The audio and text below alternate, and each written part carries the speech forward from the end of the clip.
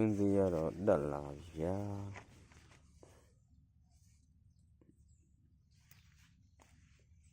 တပိတ်တာ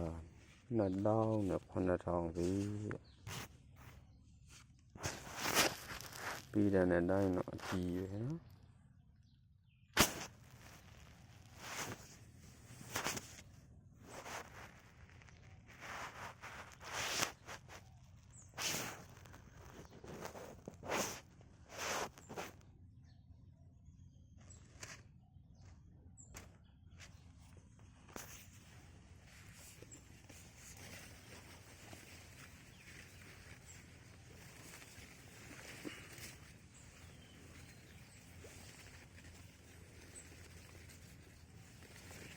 ကွင်းစီကတော့တက်လာပြီ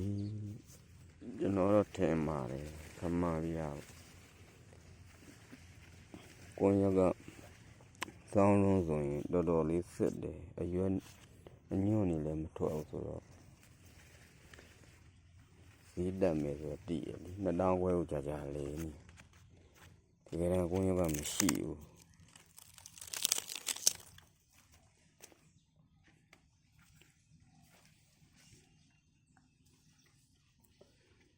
ချန်တင်းမို့လို့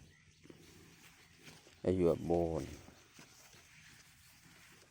ချန်ဟောင်းဆိုရင်မရှိဘူးအရွယ်ပေါ်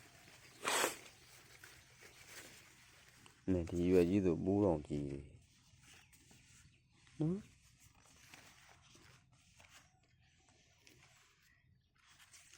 အတော့ကိုကြီးတယ်